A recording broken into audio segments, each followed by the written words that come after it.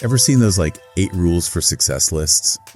Yeah. You know, the ones billionaires always seem to be putting out. Yeah, for sure. I got to say, sometimes it feels like they're speaking from like a totally different world. Right? Right? Yeah.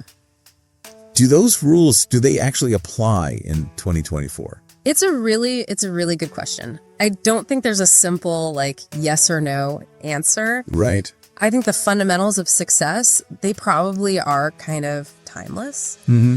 But like, no doubt, the world has changed. So how we actually use those principles has got to change too, right? Absolutely, yeah.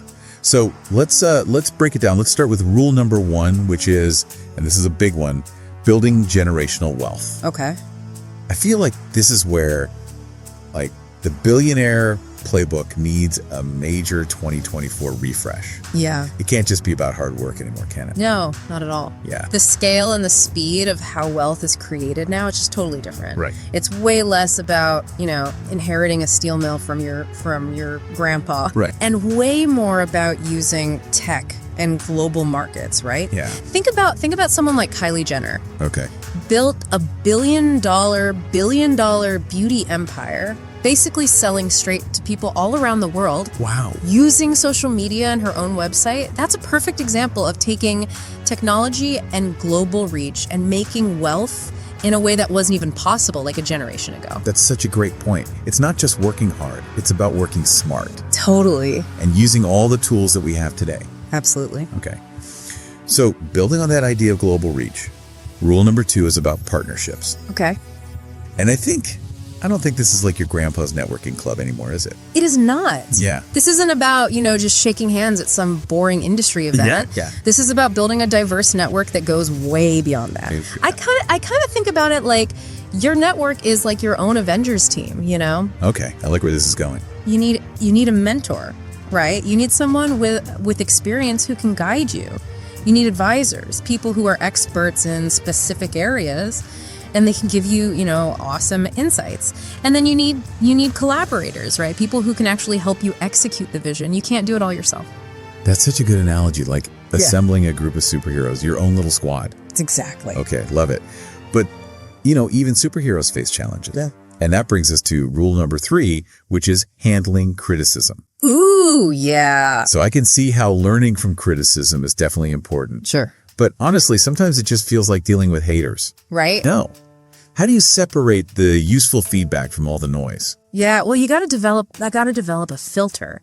Oh, yeah. And you kind of got to look for patterns in the criticism that you're getting. Okay. So like if you're hearing the same weakness pointed out by a bunch of different people, even if they say it in different ways, that's a signal to pay attention, right? And then remember, focus on the what, not the who. Okay.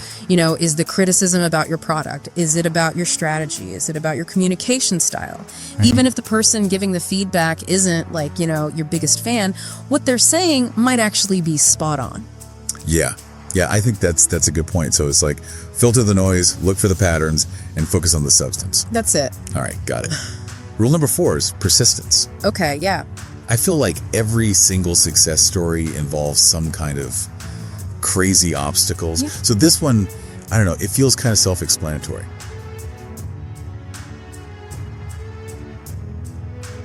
Yeah. Like, don't give up. Don't give up, but I think persistence in 2024, it's more than just like, gritting your teeth and pushing through. It's about resilience. Mm-hmm.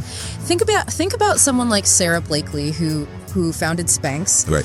She faced a ridiculous number of rejections. Like manufacturers and investors just said no over and over and over again. Oh. But she never gave up on what she was trying to do. She adapted, she learned from every setback, and ultimately built a company worth, billions of dollars. And I think that's the kind of resilience that you need today. That's so inspiring. It's a good reminder that like setbacks are going to happen. It's how you respond to them that matters. Exactly. So speaking of responding, rule number 5 is all about setting boundaries. Boundaries, yeah. And this one, I gotta say, is so much easier said than done.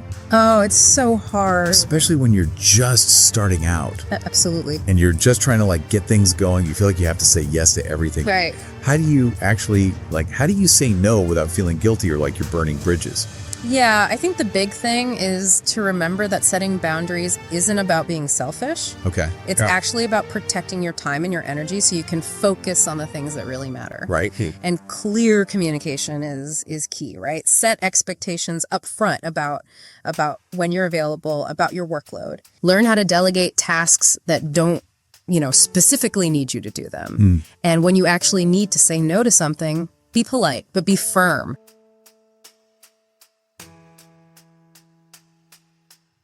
Right. You can suggest alternative solutions or you can offer to help out, at a later time. Those are some really good tips, yeah.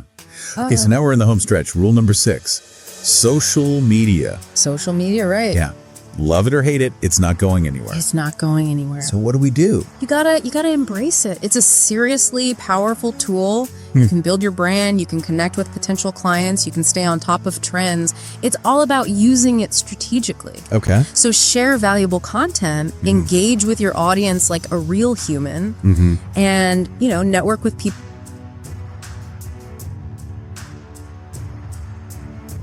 who are aligned with what you're trying to do. Right.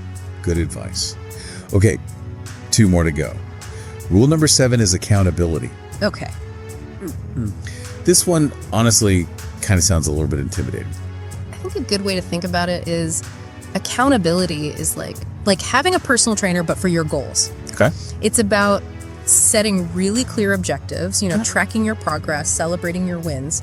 But it's also about recognizing your limits and prioritizing your well-being, right? It's finding that balance between ambition and self-care so you don't burn out. Oh, burnout. I've been there.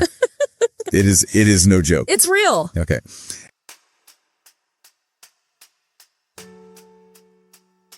And finally, rule number 8, focused effort. Right. So it's about, I guess it's about focusing. It is about focusing, but it's about more than just, getting rid of distractions, which is definitely important. Yeah. But it's about, figuring out what your key goals are and then putting all your energy into things that will help you reach those goals. You think about what are the 20% of your actions that are driving 80% of your results. Right. Focus on those, cut out all the other stuff. Consistent action, even if it's in small increments over time, that's what leads to big results. That's a really good point. Okay, so we unpacked these 8 rules. It sounds like the answer to our original question, do a billionaire's 8 rules for success hold up in 2024, is a big yes. I think so, yeah. But they definitely need a modern day makeover. They absolutely do. It's not about throwing out the whole playbook. Right. It's about taking those principles. They work, but you got to adapt them to the world today. Absolutely. And it's honestly really inspiring to see how people are using these updated rules to do such incredible things. Absolutely. So if you are looking to apply these rules to your own life, Yeah. what is one rule that you would add to this list for success in 2024? Let us know.